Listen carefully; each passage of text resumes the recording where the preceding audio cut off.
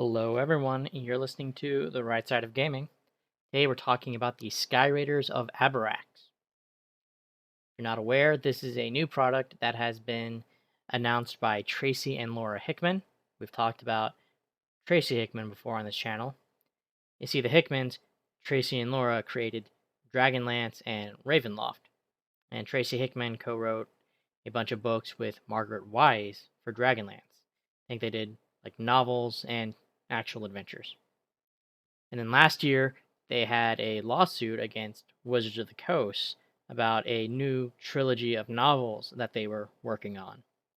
And they had a lot of problems with Wizards of the Coast, especially in terms of getting payment. So they sued Wizards of the Coast, and naturally there was a lot there to go through.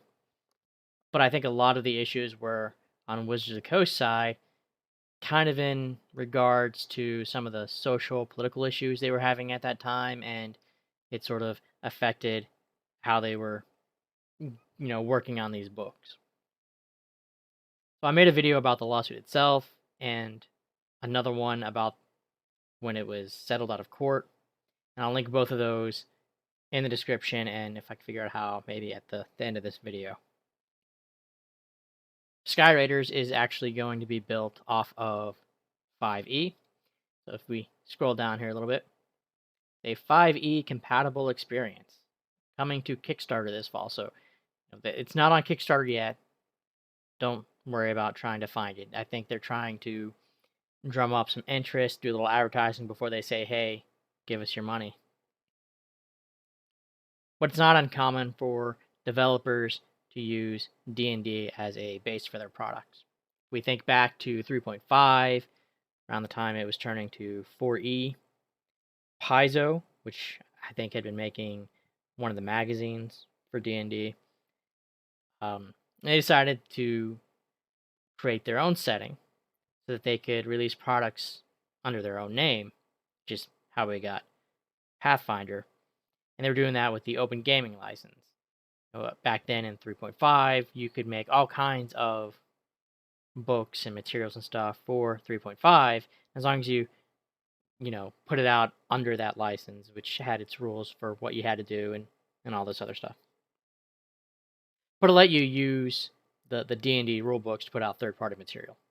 We didn't see a whole lot of that in 4th edition, and I think they brought it back in 5th edition, which is why we see a lot of people advertising their products and selling stuff through like Drive-Thru RPG, and I forget what else.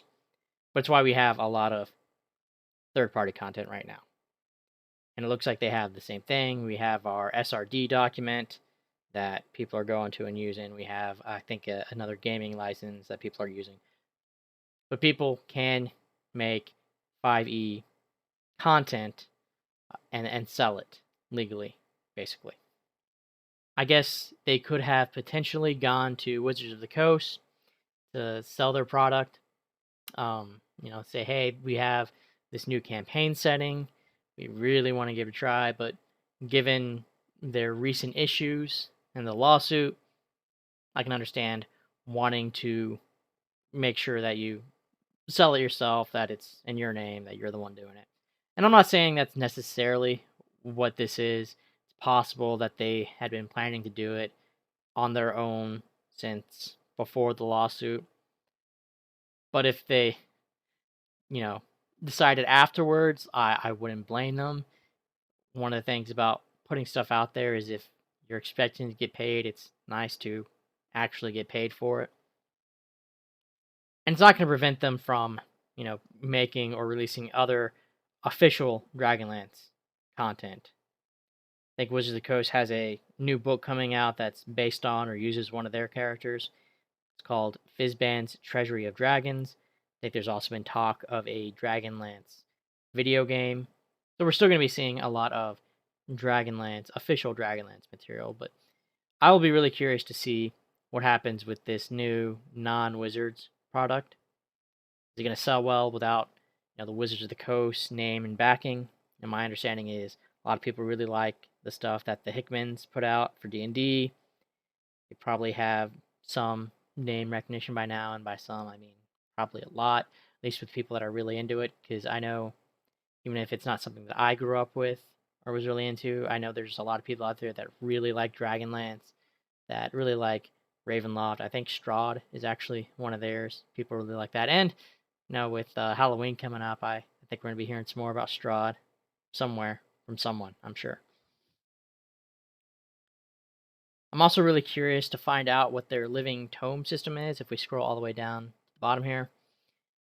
Join us in the creation of sky-high fantasy discovered through magical books brought to life with our unique living tome system. Now, I think at this point, pretty much every game or campaign setting usually wants to have something that sets them apart. It'll be interesting to hear the details. I'm not saying that the setting itself couldn't be unique, but right now what we see is flying boats, dragons, and a lot of our typical fantasy races. And it's not like high fantasy worlds with flying ships don't already exist. I mean, D&D has one all to itself already, Eberron. Although I think those are more Final Fantasy-esque airships compared to flying boats, but you still have some similarities there.